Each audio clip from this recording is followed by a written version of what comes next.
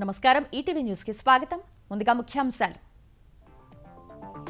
5 రాష్ట్రాల అసెంబ్లీ ఎన్నికల్లో భాజపాదే ఆధిపత్యం. యూపీ ఉత్తరాఖండ్లో కమలం గాలి. పంజాబ్లో ఆప్ దే విజయమన్న ఎగ్జిట్ పోల్స్. ఉక్రెయిన్పై కొనసాగుతున్న రష్యా దండయాత్ర. మకరీవ్లో బాంబు దాడిలో 13 మంది మృతి. మూడో విడత చర్చలు అసంపూర్ణం. బలహీన వర్గాలకు బాసటే ధ్యేయంగా తెలంగాణ బడ్జెట్. సంక్షేమ రంగానికి పెద్దపీట. ఉద్యోగాల భర్తీకి వీలుగా నిధుల కేటాయింపు. బడ్జెట్లో కొత్త పథకాలకు రూపకల్పన. దళితుల అభ్యున్నతికి అధిక ప్రాధాన్యం. 1,00,000 మంది భవన కార్మికులకు మోటార్ సైకిళ్లు.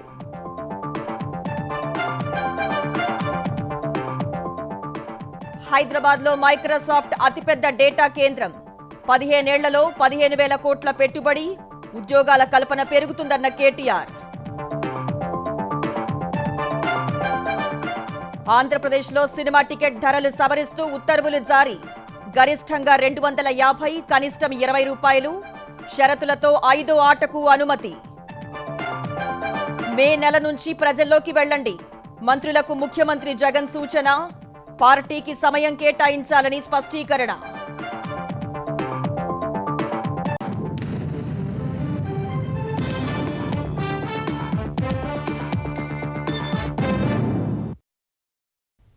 దేశవ్యాప్తంగా అందరి దృష్టిని ఆకర్షిస్తున్న అసెంబ్లీ ఎన్నికల్లో మెజారిటీ రాష్ట్రాల్లో భాజపా గెలిచే అవకాశం ఉందని ఎగ్జిట్ పోల్స్ అంచనా వేశాయి. కీలకమైన ఉత్తరప్రదేశ్, మణిపూర్లో వరుసగా రెండోసారి కాషాయ పార్టీ అధికారంలోకి వస్తుందని, ఉత్తరాఖండ్లోని విజయ అవకాశాలు మెరుగ్గా ఉన్నాయని పేర్కొన్నాయి.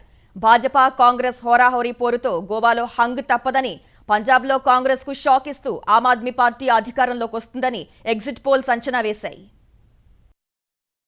ఉత్తరప్రదేశ్లో సోమవారం ముగిసిన శాసనసభ ఎన్నికల్లో అధికార భాజపాకు వరుసగా రెండోసారి విజయం ఖాయమని ఎగ్జిట్ పోల్స్ అంచనా వేశాయి. ఫలితాలు మార్చి 10న రానుండగా నిన్న సాయంత్రం పోలింగ్ ముగియగానే ఎగ్జిట్ పోల్స్ వెల్లడయ్యాయి. దాదాపు అన్ని భాజపాదే విజయమని తేల్చాయి. యూపీలో మొత్తం 403 అసెంబ్లీ సీట్లుండగా మెజారిటీ మార్క్ 202. గత ఎన్నికల్లో 312 సీట్లు గెలుచుకున్న భాజపా ఈసారి కూడా స్పష్టమైన మెజారిటీతో అధికారంలోకి వస్తుందని ఎగ్జిట్ పోల్స్ తెలిపాయి.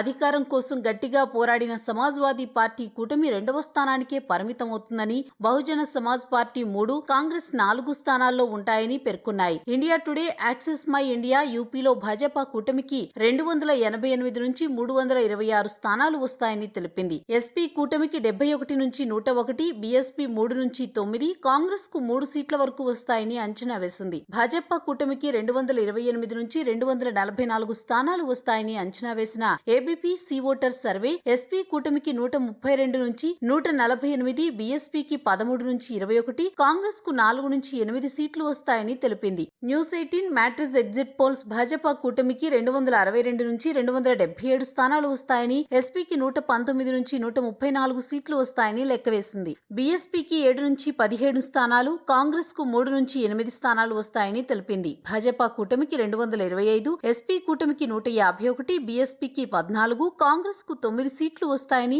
Times now veto exit polls అంచనా వేసింది. భాజపా కూటమికి 294 కంటే ఎక్కువ స్థానాలు వస్తాయని అంచనా వేసిన టుడేస్ చాణక్య ఎస్పీకి 105, బీఎస్పీకి 2, కాంగ్రెస్ కు 1 స్థానం దక్కుతాయని తెలిపింది. యూపీ తర్వాత అందరి దృష్టిని ఆకర్షిస్తున్న పంజాబ్ లో అధికార కాంగ్రెస్ ను ఓడించి ఆమ్ ఆద్మీ పార్టీ తొలిసారి అధికారంలోకి రాబోతోందని ఎగ్జిట్ పోల్స్ అంచనా వేశాయి. పంజాబ్ లో మొత్తం స్థానాలు 117 కాగా మెజారిటీకి 59 సీట్లు అవసరం. India today, access my India survey Punjab లో ఆప్ 76 నుంచి 90 స్థానాలు గెలుచుకుంటుందని, కాంగ్రెస్ 19 నుంచి 31 సీట్లకు పరిమితమవుతుందని లెక్కగట్టింది. అకాలీదళ్ కూటమి 7 నుంచి 11, భాజపా కూటమి 4 సీట్ల వరకు సాధిస్తాయని పేర్కొంది. ఆప్ 51 నుంచి 61, కాంగ్రెస్ 22 నుంచి 28, అకాలీ కూటమి 20 నుంచి 26, భాజపా కూటమి 7 నుంచి 13 సీట్ల వరకు గెలుచుకుంటాయని ఏబీపీ సీవోటర్ ఎగ్జిట్ పోల్స్ తెలిపాయి. పంజాబ్ లో ఆప్ 100 స్థానాలు సాధిస్తుందన్న టుడేస్ చాణక్య కాంగ్రెస్ 10 10, అకాలీదళ్ 6, భాజపా 1 సీటుకే పరిమితమవుతాయని అంచనా వేసింది. ఉత్తరాఖండ్లో భాజపా కాంగ్రెస్ మధ్య హోరాహోరీ పోరు తప్పదని, అయినా కమల దళానికే కాస్త పైచేయని ఎగ్జిట్ పోల్స్ అంచనా వేశాయి. 70 స్థానాలున్న ఉత్తరాఖండ్లో majority mark 36. India Today Axis My India survey భాజపాకు 36 నుంచి 48 సీట్లు వస్తాయని తెలుపగా, కాంగ్రెస్ 20 నుంచి 30 సీట్లు వస్తాయని అంచనా వేసింది. టుడేస్ చాణక్య భాజపాకు 43, కాంగ్రెస్ కు 24 సీట్లు వస్తాయని చెప్పగా, భాజపా 37, కాంగ్రెస్ 31 చోట్ల గెలుస్తుందని టైమ్స్ నౌ సర్వే వెల్లడించింది. ఈశాన్య రాష్ట్రం మణిపూర్లోనూ అధికారం భాజపాదే అని ఎగ్జిట్ పోల్స్ అంచనా వేశాయి. మొత్తం 60 స్థానాలున్న మణిపూర్లో 31 మెజారిటీ మార్కు కాగా, భాజపాకు 33 నుంచి 43, కాంగ్రెస్ కూటమికి 4 నుంచి 8 సీట్లు వస్తాయని India Today Axis My India తెలిపింది. భాజపాకు 27, కాంగ్రెస్ కు 18 సీట్ల వరకు రావచ్చని ఏబీపీ సి ఓటర్ అంచనా వేసింది. భాజపా 28, కాంగ్రెస్ 14 సీట్లు గెలుస్తుందని ఇండియా న్యూస్ పేర్కొంది. 40 స్థానాలు ఉన్న గోవాలో హంగు వచ్చే సంకేతాలు కనిపిస్తున్నాయని ఎగ్జిట్ పోల్స్ అంచనా వేశాయి. గోవాలో 21 మెజారిటీ మార్కు కాగా, భాజపాకు 14 నుంచి 19, కాంగ్రెస్ కు 15 నుంచి 20 సీట్లు వస్తాయని India Today Axis My India survey పేర్కొంది. ఏబీపీ సి ఓటర్ సర్వే భాజపాకు 13 నుంచి 17, కాంగ్రెస్ కు 12 నుంచి 18 స్థానాలు వస్తాయని తెలిపింది. భాజపా, కాంగ్రెస్ చెరో 19 స్థానాల్లో గెలుస్తాయని ఇండియా న్యూస్ ఎగ్జిట్ పోల్స్ పేర్కొంది. 5 రాష్ట్రాల ఎన్నికల ఫలితాలను మార్చి 10న ప్రకటించనున్నారు. 6 రాష్ట్రాలలో ఖాళీ అయ్యే రాజ్యసభ స్థానాల భర్తీకి కేంద్ర ఎన్నికల సంఘం షెడ్యూల్ విడుదల చేసింది. ఏప్రిల్ నెలలో ఆయా రాష్ట్రాల్లోని 13 రాజ్యసభ స్థానాలు ఖాళీ కానుండగా, ఆ స్థానాలకు ఎన్నికల షెడ్యూల్ వెల్లడించింది. ఈ ఎన్నికల కోసం మార్చి 21 వరకు నామినేషన్లు స్వీకరించనున్నట్లు తెలిపింది. మార్చి 24 వరకు నామినేషన్ల ఉపసంహరణకు అవకాశం కల్పించింది. మార్చి 31న పోలింగ్ జరపనున్నట్లు ఉత్తర్వుల్లో పేర్కొంది. అదే రోజున ఫలితాలను సైతం ప్రకటిస్తామని స్పష్టం చేసింది. పంజాబ్లో 5 రాజ్యసభ స్థానాలకు ఎన్నికలు జరగనుండగా, కేరళలో 3, అసోంలో 2, హిమాచల్ ప్రదేశ్, త్రిపుర, నాగాలాండ్లలో ఒక్కో స్థానానికి ఎన్నికలు జరగనున్నాయి. ముఖ్యమంత్రి కేసీఆర్ నేడు వనపర్తి జిల్లాలో పర్యటించనున్నారు. సర్కారీ బడుల బలోపేతమే లక్ష్యంగా ప్రతిష్టాత్మకంగా తలపెట్టిన మన ఊరు మనబడి కార్యక్రమం సహా పలు అభివృద్ధి కార్యక్రమాలను సీఎం ప్రారంభించనున్నారు. ప్రగతి భవన్ నుంచి బేగంపేట విమానాశ్రయం చేరుకుని అక్కడి నుంచి హెలికాప్టర్లో సీఎం వనపర్తి జిల్లా పర్యటనకు వెళ్లనున్నారు. ముందుగా వనపర్తి వ్యవసాయ మార్కెట్ యార్డును ప్రారంభించి అక్కడి నుంచి జిల్లా పరిషత్ బాలుర ఉన్నత పాఠశాలకు చేరుకుని మన ఊరు మనబడి పైలాన్ని ఆవిష్కరిస్తారు. వనపర్తి జిల్లా తెరాస కార్యాలయం, సమీకృత కలెక్టరేట్ భవన సముదాయం ప్రారంభించి ప్రభుత్వ వైద్య కళాశాలకు శంకుస్థాపన చేస్తారు. అనంతరం బహిరంగ సభలో పాల్గొంటారు. సాయంత్రం 5:30కు హైదరాబాద్కు తిరుగు పయనమవుతారు. అటు బహిరంగ సభను విజయవంతం చేసేందుకు తెరాస శ్రేణులు ఏర్పాట్లు చేశాయి. ఐటీ రంగ దిగ్గజం మైక్రోసాఫ్ట్ దేశంలోని అతిపెద్ద తన 4వ డేటా కేంద్రాన్ని హైదరాబాద్లో ఏర్పాటు చేసేందుకు ముందుకొచ్చింది.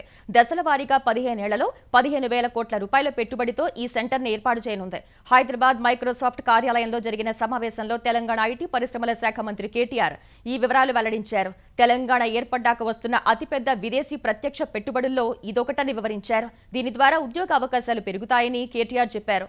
హైదరాబాద్లో డేటా కేంద్రం తొలి దశ 2025 నాటికి అందుబాటులోకి వస్తుందని Microsoft India president Anant Maheshwari అన్నారు. తొలుత తక్కువ సామర్థ్యంతోనే ప్రారంభమైన దశల వారీగా దేశంలోనే అతిపెద్ద డేటా కేంద్రంగా అవతరిస్తుందన్నారు. ప్రభుత్వం క్లౌడ్ సేవల్ని వినియోగించుకునేందుకు మైక్రోసాఫ్ట్ ఎంతో సహకరిస్తోందని కేటీఆర్ పేర్కొన్నారు.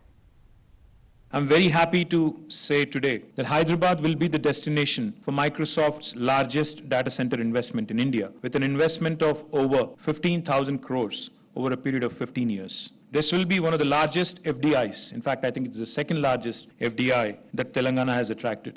This will indirectly support local business growth and facilitate job creation across IT operations, data and network security, network engineering, and much more. ఉర్దూను రెండో అధికార భాషగా గుర్తిస్తూ చేసిన చట్ట సవరణకు ఏపీ మంత్రివర్గం ఆమోదం తెలిపింది. ఈ మేరకు ఏపీ అధికార భాషా చట్టం 1966 సవరణకు ఆమోదం తెలిపింది. మొత్తం 35 అజెండా అంశాలపై చర్చించిన మంత్రివర్గం విదేశీ మద్యం నియంత్రణ చట్ట సవరణకు సైతం ఆమోదం తెలిపింది. తిరుమల తిరుపతి దేవస్థానం బోర్డులో ప్రత్యేక ఆహ్వానితుల నియామకం కోసం హిందూ ధార్మిక సంస్థల చట్ట సవరణకు పచ్చజెండా ఊపింది.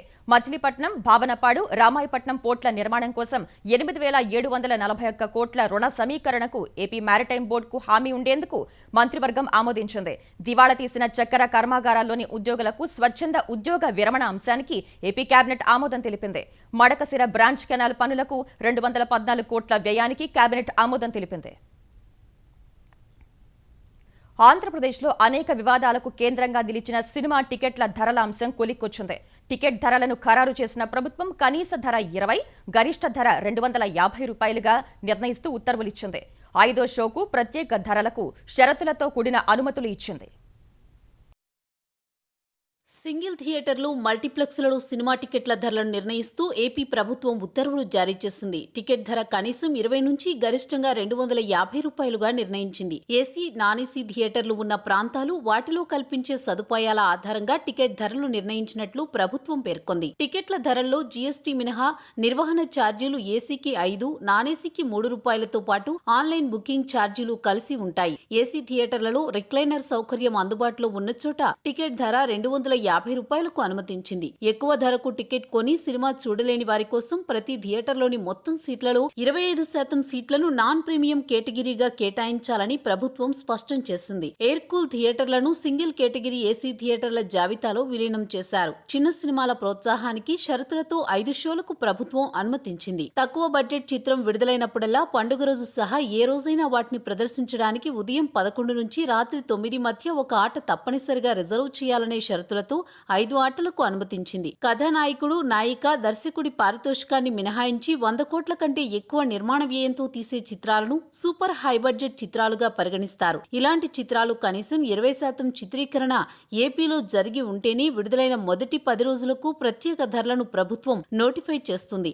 తక్కువ బడ్జెట్, ఎక్కువ బడ్జెట్, సూపర్ హై బడ్జెట్ సినిమాలకు సంబంధించి నిబంధనలు, మార్గదర్శకాలను సాధారణ పరిపాలనా శాఖ ప్రత్యేకంగా విడుదల చేయనుంది. సినిమా టికెట్ ధరల ఉత్తర్వులపై సీఎం జగన్ కు మెగాస్టార్ చిరంజీవి ట్విట్టర్లో కృతజ్ఞతలు తెలిపారు. ఉక్రెయిన్పై యుద్ధం కొనసాగిస్తున్న రష్యా బాంబుల మోత ఆపలేదు. సోమవారం ఉదయం నుంచి కాల్పుల విరమణ అంటూనే యుద్ధాన్ని కొనసాగించింది. రష్యా సైనిక బలగాలు రాజధాని కీవ్ సహా ఉక్రెయిన్ నగరాలపై రాకెట్ లాంచర్లు, బాంబులతో విరుచుకుపడ్డాయి. సోమవారం మకరీవ్ ప్రాంతంలోని ఓ బేకరీపై రష్యా జరిపిన దాడిలో 13 మంది ప్రాణాలు కోల్పోగా 30 మంది గాయపడ్డారు. అటు రష్యాతో జరిగిన 3వ విడత చర్చలు అసంపూర్తిగా ముగిసినా కొంత పురోగతి సాధించినట్లు ఉక్రెయిన్ తెలిపింది. ఫిబ్రవరి 24న ఉక్రెయిన్పై యుద్ధానికి దిగిన రష్యా 12వ రోజు కూడా దాడుల పర్వం కొనసాగించింది. పౌరుల తరలింపునకు వీలుగా పరిమిత కాల్పుల విరమణ పాటిస్తున్నట్లు ప్రకటించిన రష్యా కీలక నగరాలపై దాడులను మాత్రం ఆపలేదు. రాజధాని కీవ్, తీరనగరం మరియుపోల్, ఖార్కివ్, సుమీ నుంచి పౌరుల తరలింపునకు వీలుగా దాడులను ఆపుతున్నట్లు సోమవారం రష్యా రక్షణ శాఖ ప్రకటించింది. అయితే ఈ ప్రకటన వచ్చిన తర్వాత కూడా బాంబు దాడులు కొనసాగాయి. నివాస ప్రాంతాలపైన రష్యా దళాలు దాడులు జరిపాయి. పౌరుల తరలింపులకు ఏర్పాటు చేసిన మార్గాలు రష్యా, దాని మిత్రపక్షమైన బెలారస్ వైపే ఉన్నాయని ఉక్రెయిన్ విమర్శించింది. ఉక్రెయిన్లోని మకరీవ్లోని ఓ బేకరీపై రష్యా సేనలు జరిపిన దాడిలో 13 మంది మరణించగా 30 మంది గాయపడ్డారు. రష్యా దాడులను ఉక్రెయిన్ సైన్యం, ఆ దేశ పౌరులు తీవ్రంగా ప్రతిఘటిస్తున్నారు. ఉక్రెయిన్ సైనికులు, పౌరులు, స్వచ్ఛంద సేవకులు కీవ్ రహదారులపై వందలాది చెక్ పాయింట్లను ఏర్పాటు చేశారు. రష్యా సైనికులు ముందుకు కదలకుండా నిరోధించడం సహా తూటా దాడులను నిల్వరించేందుకు 2 అంతస్తుల పొడవులో ఇసుక బస్తాలు, కాంక్రీట్ దిమ్మలతో రక్షణ కవచాలను ఏర్పాటు చేసుకున్నారు. రష్యా దాడులను నిల్వరిస్తున్న ఉక్రెయిన్ సైనికులకు ఆహారం అందించేందుకు డజన్ల కొద్దీ ఆహారశాలలను ఏర్పాటు చేశారు. రష్యాతో పోరాటంలో ప్రతి ఒక్కరూ ప్రాణాలు అర్పించడానికి సిద్ధంగా ఉన్నామని కీవ్ మేయర్ ప్రకటించారు. మరియుపోల్లో పరిస్థితులు దయనీయంగా మారాయి. ఇక్కడ ఆహారం, మంచినీటికి కొరత ఏర్పడింది. విద్యుత్, సెల్ ఫోన్ వ్యవస్థలు దెబ్బతినగా ఆస్పత్రుల్లో మందులకు కటకటలాడాల్సిన పరిస్థితి ఏర్పడింది. నిత్యావసర వస్తువుల కోసం ప్రజలు దుకాణాలను కొల్లగొడుతున్నారు. మరియుపోల్ నుంచి 2 లక్షల మంది వలస వెళ్లేందుకు సిద్ధంగా ఉన్నారు. రష్యా దాడుల్లో ఇప్పటి వరకు 406 మంది ఉక్రెయిన్ పౌరులు మరణించినట్లు ఐక్యరాజ్య సమితి మానవ హక్కుల విభాగం ప్రకటించినా ఆ సంఖ్య ఇంకా ఎక్కువే ఉంటుందని తెలిపింది. రష్యా, ఉక్రెయిన్ల మధ్య సోమవారం 3వ విడత చర్చలు జరిగినా అవి అసంపూర్తిగా ముగిశాయి. అయితే చర్చల్లో కొంత పురోగతి వచ్చినట్లు ఉక్రెయిన్ అధ్యక్షుడు జెలెన్స్కీ సలహాదారు తెలిపారు. ఇరు దేశాల విదేశాంగ మంత్రులు గురువారం మరో విడత చర్చలు జరపనున్నారు. రష్యా తమ దేశంపై దాడులను ఆపేలా ప్రయత్నించాలని ఉక్రెయిన్ నెదర్లాండ్స్ లోని అంతర్జాతీయ న్యాయస్థానానికి విజ్ఞప్తి చేసింది. రష్యా భారీగా యుద్ధ నేరాలకు పాల్పడుతోందని ఫిర్యాదు చేసింది. అటు తమ షరతులకు అంగీకరిస్తే తక్షణమే సైనిక చర్య నిలిపివేస్తామని రష్యా తెలిపింది. ఉక్రెయిన్ ఏ కూటమిలోనూ చేరవద్దని, ఆ దేశ రాజ్యాంగాన్ని సవరించాలని స్పష్టం చేసింది. వివిధ వర్గాలకు లబ్ధి చేకూర్చేలా లక్షిత పథకాలకు కేటాయింపులు చేస్తూ తెలంగాణ ప్రభుత్వం బడ్జెట్ పద్దును కూర్చుంది. అన్ని వర్గాలను దృష్టిలో ఉంచుకుని నిధులు ప్రతిపాదించిన సర్కార్ సంక్షేమం, వ్యవసాయ రంగాలకు పెద్దపీట వేసింది. పెరుగుతున్న ఆదాయానికి అనుగుణంగా బడ్జెట్ పరిమాణాన్ని పెంచింది. వివక్ష చూపుతోందంటూ కేంద్రం వైఖరిని ఎండగడుతూనే రాష్ట్రానికి రావాల్సిన నిధులను రాబడతామంటూ గ్రాంట్లను భారీగా ప్రతిపాదించింది. అన్ని వర్గాలకు ప్రయోజనం చేకూర్చేలా తెలంగాణ ప్రభుత్వం మరోమారు భారీ బడ్జెట్ను ప్రవేశపెట్టింది. 2022-23 ఆర్థిక సంవత్సరానికి 2,56,000 కోట్ల పద్దును ప్రతిపాదించింది. 2021-22 బడ్జెట్తో పోలిస్తే పద్దు 11% పెరిగింది. తెలంగాణ సొంత పన్నుల ద్వారా వచ్చే ఆదాయం అంచనా తొలిసారి 1,00,000 కోట్లు దాటింది. ప్రస్తుతం ఆర్థిక ఏడాదిలో పన్నుల ఆదాయం 92,000 కోట్లు కాగా 2022-23లో 1,08,000 కోట్ల రూపాయలు సొంత పన్నుల ద్వారా వస్తాయని అంచనా వేశారు. పన్నేతర ఆదాయం కూడా పెరిగింది. గనుల ఆదాయం 4,000 నుంచి 6,399 కోట్లకు పెరిగింది. ఇసుక అమ్మకాల ద్వారా 1,564 కోట్ల రూపాయలు ప్రతిపాదించగా భూముల అమ్మకం ద్వారా వచ్చే ఏడాది 15,500 కోట్లు సమీకరించాలని లక్ష్యంగా పెట్టుకున్నారు. కేంద్ర పన్నుల్లో రాష్ట్ర వాటా అంచనాను 13,990 కోట్ల నుంచి 18,394 కోట్లకు పెంచారు. రాష్ట్రానికి ఏమీ ఇవ్వడం లేదని బడ్జెట్ ప్రసంగంలో ఆక్షేపించిన తెలంగాణ ప్రభుత్వం వచ్చే ఆర్థిక సంవత్సరంలో కేంద్రం నుంచి 41,000 కోట్లు గ్రాంట్లుగా వస్తాయని అంచనా వేస్తుంది. ఇందులో ప్రత్యేక ప్యాకేజీ అదనపు గ్రాంట్లను 25,555 కోట్లుగా ప్రతిపాదించారు. గత బడ్జెట్లోనూ ఈ మొత్తం 25,105 కోట్లు ఉండగా ఆ మొత్తాన్ని 15,105 కోట్లకు సవరించింది. పొందుపరిచిన గ్రాంట్లన్నీ ఆర్థిక సంఘం, నీతి ఆయోగ్ చేసిన సిఫార్సులేనని వాటి కోసం కేంద్రంపై ఒత్తిడి తెస్తామని తెలంగాణ సర్కార్ అంటోంది. ఈ ఏడాది దాదాపు 60,000 కోట్ల రూపాయలను రుణంగా సమకూర్చుకునేందుకు సర్కార్ సిద్ధమైంది. అందులో బాండ్ల జారీ ద్వారా తీసుకునే అప్పు 55,530 కోట్లుగా ఉంది. యథావిధిగా సంక్షేమం, సాగు రంగాలకు బడ్జెట్లో పెద్దపీట వేశారు. దళిత బంధు పథకానికి 17,700 కోట్లు కేటాయించిన ప్రభుత్వం ఆసరాకు 11,728 కోట్లు, ఇళ్ల నిర్మాణానికి 12,000 కోట్లు, కళ్యాణ లక్ష్మి, షాదీ ముబారక్ పథకాలకు 2,750 కోట్లు ప్రతిపాదించింది. బియ్యం రాయితీకి 2,787 కోట్లు, ఉపకార వేతనాలకు 4,688 కోట్లు, కేసీఆర్ కిట్ కు 443 కోట్ల రూపాయలు కేటాయించారు. సంక్షేమం తర్వాత వ్యవసాయ రంగానికి ఎక్కువ కేటాయింపులు జరిగాయి. రైతు బంధుకు 14,800 కోట్లు, రైతు బీమాకు 1,466 కోట్లు, విద్యుత్ రాయితీకి 10,500 కోట్లు,